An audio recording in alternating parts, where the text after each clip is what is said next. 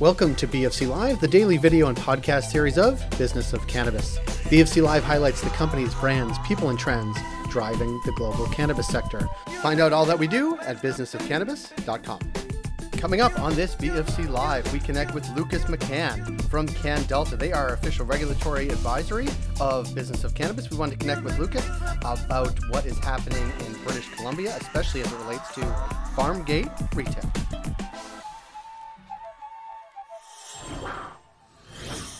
Lucas McCann, happy Monday morning. Hey Jay, how are you doing? I'm doing well, very well, because next week school starts. So that's got me pepped up, I think. It's been a while. Great. Congrats. It's been a while. I'm happy you've made it. What's that? I'm happy you've made it. Yeah, back to school I haven't made it yet. I want to talk to you. Well, I want to talk to you because this is going to be a generalization. Things seem to be shifting slightly as it relates to retail in some parts of Canada. Do you agree with that statement? I agree. There have been some recent developments. And well, close to my home, I follow closely what's happening in Ontario, but other places I'm equally interested in. Tell me about, are there updates happening in British Columbia? There are for sure. So we've been very, very closely following our team in Business of Cannabis, what's been going on with Farmgate across Canada. This has been a very interesting and developing situation, but it's also a very important project that each province is launching independently to help showcase and to support local businesses in that province. Ontario was one of the more popular ones, though Saskatchewan already had a model built into their regulations automatically. And again, hats off to them for doing a great job. You can open as many farm gate stores as you want without any kind of special permission. In Ontario, that was very publicly showcased with Thrive. We've seen there's the announcement in Nova Scotia as well for their farm gate, or sorry, New Brunswick rather. So that's also great news as we're seeing some developments there, and we've been very closely following BC and Alberta, and they've kind of been neck and neck to see who is sort of going to break out first. And there's been another development that it's not specifically on farm gate, but a new model that's being explored and that was recently explained to our team. We had the privilege of sitting on the call with the LDB, so the liquor distribution branch, who is looking to implement a new model for cultivators or craft producers, I should say, similar to what we have here in Ontario. Okay. Yeah, I like it already. But it's not farm gate. It's not farm gate. So okay, I don't like it then. No. The LDB is a different branch from the LCRB, which is the one we're usually talking to. The LCRB is the one that's in consultation right now. They're colleagues of the LDB, and they're working out the farm gate model and what that's going to look like and how that's going to support businesses in British Columbia. Great. Very excited about that. The LDB has come out with a different model that they can use to help highlight and showcase small businesses, specifically cultivators that are in British Columbia. So here's what this model is. It's called DD, or direct delivery, and it will allow those who have a nursery license, a cultivation license, or a cultivation and processing license to be able to ship product directly from the processor site to a retail store, similar to what Saskatchewan has been doing. Okay. So this model is made to help to showcase local products. It is going to help cut down on some of the unnecessary logistical hurdles. So it doesn't have to go to a central warehouser or a wholesaler there and be stored there and then shipped to a retailer. It's up to the retailer to order directly from the processor that is purchasing products from a BC cultivator. Wow. That sounds good. It does, but there's still a few gaps, and there's I think a great opportunity here to really focus and showcase on local products. But from my analysis of the notes, I'm thinking this is a little bit of a swing and a miss, because there's a little caveat here that I'd like to dive into. So to participate in the program, you need to be a nursery license or a cultivator, have a cultivation license, and your cultivation limits cannot be over 3,000 kilograms a year, which is sort of similar to what we have in Ontario with the craft. 3,000 kilograms is way more than any micro could ever produce. So standard licensed producers would be able to participate with this model. It's not clear how that threshold works for 3,000 kilograms because you're not selling everything you make as a cultivator. Is that, what if the business model is to maybe take the top 20% bud from an outdoor cultivation and the rest just goes and, gets sold off as, some kind of extract biomass. So how they've gotten that limit still needs to sort of be defined. But the tricky part here is that there's no micro cultivator that also has a processing license and a sales amendment all in BC. So yeah, the challenge here is that it's sort of only handpicking to help select and support certain businesses in BC. If you are a processor only in BC, you are not permitted to participate in direct delivery unless you're showcasing BC cultivator products. So from that sense, the BC businesses that are following the processing model are not being supported. Right. Okay. So there appears to be gaps, as you've just described them, both in sort of size, but also how they're getting to that 3,000 kilograms annually. But let me ask you a question. Putting those sort of hiccups aside, there is a scenario within what you've just described that I am a cultivator in BC and I have all the appropriate licensing. I could actually develop a relationship with one or more retailers where my products are basically only being sold in, retailer X in downtown Vancouver, one in Whistler, one in Nanaimo. Is that right? That's right. That's right. So that's definitely a great use case for this model. So it could be several retailers, directly delivering from the processor. But here's the caveat. So there's a focus here on sustainable business, cutting down on unnecessary logistics.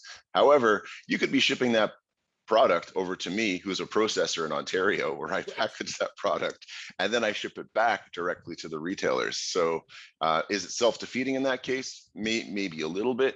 The other challenge there is that because I'm a processor, it's going to be my name and my details listed on all those packages. So you'd have to launch a brand with me if that were the case. So there's a little bit of a challenge there. But really, I think the biggest part here is that, it draws parallels to the wine and the beer industry.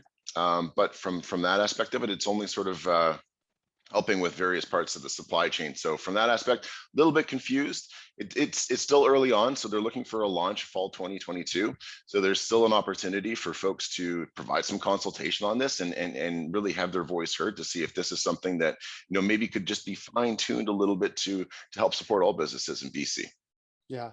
Can we zoom out a bit? Because even though there's gaps in what you just described, it appears, and maybe I'm wrong, but I'm going to ask you that that provinces, BC, not the important province, but the biggest provinces that sell the most cannabis that are also not private models, like those caveats, like BC, Alberta, Ontario, are thinking about how to do what they're doing potentially a little bit better that supports businesses within the province, supports some businesses.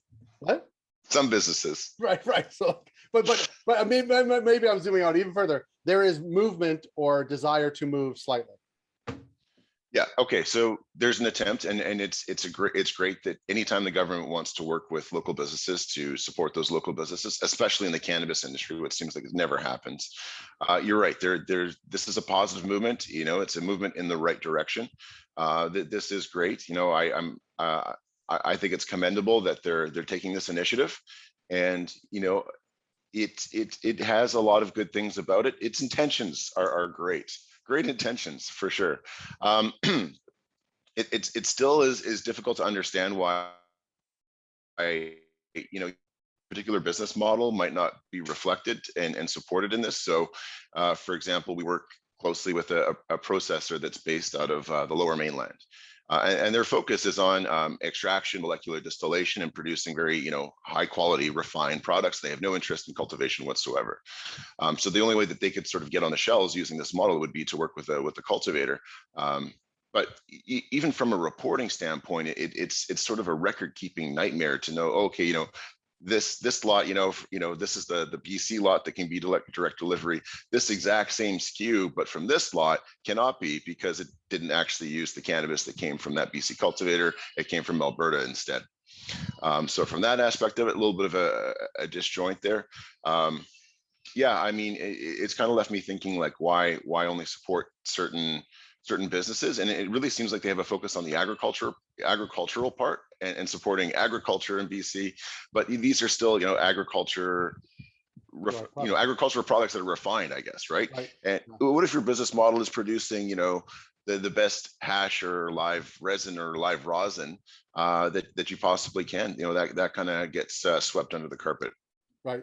Which is an important part of the sector, especially in BC, and especially with some of the processes out in BC that are really unique out there right now.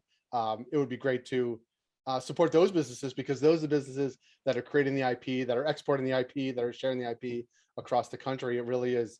It's not agricultural, meaning they're not growing the product, but it is unique to BC. It is BC based IP, all those things, right? Absolutely. That's really right. And I think it's important to realize that this is all part of a larger federal or framework that's been put in place, that cultivators are required to work with a processor as part of the supply chain. They need someone who has that quality assurance approval and security clearance from Health Canada to be able to vet the products and make sure that they're safe before release. They get all of the training on how to conduct recalls. A lot of the onus falls on the processor and the supply chain. And the way that this model is set up, that processor could be the one basically making the most amount of money, and they don't even have to be in BC. So Right. from that aspect of it, it's a bit concerning to sort of not just give a tip of the hat to those that are required and part of this process. And if they limited this model to maybe just allowing processors from BC to participate, then that I think would be a step in the right direction, because now it's also I guess encouraging collaboration in the space. Right. Right. Cultivators and processors from BC all have to sort of get along now and work together. Not to say that they don't, but I think that would do what they're trying to do a little bit more efficiently. Well, you talked about what I'm going to forget the initials, but one is working on sort of retail, how it works with Farmgate. One Yeah, that we've the LCRB is working on one the is Farmgate. describing sort of how this small processors direct to retailer, DD, right, direct delivery, and what the timelines of both of these processes are not imminent, are they? They are imminent. So direct delivery, it sounds like this is going to be launched for fall. So that's something that's going to be coming out relatively quickly. And, it does sort of highlight some of the shortcomings that we have, I guess, with the Ontario model. So the Ontario model for Farmgate, you can, as a producer, you can sell the products that are coming out of your facility there. Your Farmgate store has to be on the same property that you're licensed. But the issue with that is the products that you're selling have to be vetted and approved by the OCS. You can't just sell whatever you want. It has to be sort of going through some kind of approval process. The nice thing about this direct delivery, and this is a plus for sure, is that those products don't actually have to be vetted first. So you can sell whatever you want direct delivery. Now, there are some alternative models that they could consider. There's this one model that I've been looking at called cross-dock. So in the alcohol side, the BCLDB will allow for small batch limited release SKUs to be effectively put on pre-order by some of these stores. So the retail stores could be made aware of some products that might come down the pipe. And then that information effectively gets sort of passed on, and then they can place those orders directly, and those orders get filled within 24 to 48 hours. So something like that, definitely being used in Ontario would be huge, as opposed to sort of having everything sort of go through the approval of a company like the OCS. That would be something we'd like to see implemented. So yeah, I mean, it's obviously a step in the right direction. There's still some consultation going on, and I think if people still have questions, I would definitely, or comments or strong worded statements in favor of, I think you can still reach out to the LDB. They have a special email that's set up for folks. It's directdelivery@bcldb.com. And it sounds like they're taking, they're at least entertaining the emails that are coming through. So if you are in BC, if you are a cultivator and or a processor, definitely reach out to them and let them know that you're watching this and that you're thinking about what's happening there for sure. Great. And for nurseries, it's great. Absolutely great for nurseries. The logistics of sending clones through the mail, it just doesn't make any sense. Right. So having something there for plants and seeds is fantastic. Don't need a processor. Great. Well, so I don't know if it's like 2 steps forward, 1 step back, if that's how you're viewing these things, but but I think they're at least the 2 steps forward, right? I think there's this moment. I don't know if it's momentum, but consideration that things could be better, could be different, could support ideally lots of businesses, but the idea that things are could be improved is people have the governing agencies, certainly in BC and I think in Ontario too, have not just washed their hands of this and said we're done. It is this Right. sort of evolving process. That's a great comment, and definitely we're in election season. Right. And I've noticed that in nowhere on any of the platforms is there anything to support folks in the cannabis industry, as it's always been, right? We sort of remember how this has been brought into place. Would it have been different, if NDP was brought in, majority government sooner? Perhaps, but who knows? But always important considerations because since legalization of 2.0 products, it's like government's mouth has never had the word cannabis in it, right? So. Well, mine has, and yours has too. So every day. Blame us for not talking about it. Yeah, and we should be asking about it. We should be asking our local politicians how they plan to support local businesses. That's not a conversation that people are having, but at least from this standpoint, as you said, 2 steps in the right direction. Maybe a little fine tweaking, I think would sort of help spread the wealth amongst those BC businesses, and why only certain aspects of the supply chain are getting the attention and getting that potential additional revenue and opportunity. Yeah, that's not totally clear for me. Is it clear for you? No, not at all. But it's not, and I think look, elected officials, people running especially, are risk averse, right? They don't want to say anything that's going to screw up their chances of winning. But it is a good time for the industry to be talking about it because there's an election at hand, right? And the parties, while they're not really talking about it, likely do have different views about how things roll out and how things might be tweaked or changed. So I think it is a good time to talk about it. And we've had on George Smitherman talking about what's happening in Ottawa. Like we have had these conversations. I think it just speaks to the newness of the sector overall, right? If this industry had been around for 20 years, there would be 20 years of building a grassroots, of talking about in Ottawa, elected officials comfortable talking about it. It's just, right. We're not there yet. Yeah, a better framework for marketing and advertising, which again is another challenge, I guess, too, is how can cultivators sort of benefit from this if they can't really talk about it? Yeah, agreed. And retailers too. Yeah, very true. Yeah, sandwich boards apparently are, they're offside, so but we see those everywhere. Well, if they are, then the people in my neighborhood aren't paying attention, which is fine. I'm okay with their sandwich boards. So Lucas, as always, thank you. This is up to the minute what's happening in BC, which I think is really critical. And so thank you for that. We look forward to connecting with you and the team in the days and weeks ahead. So thanks again for your time, and have a good week. Thanks, Jay. Always a pleasure.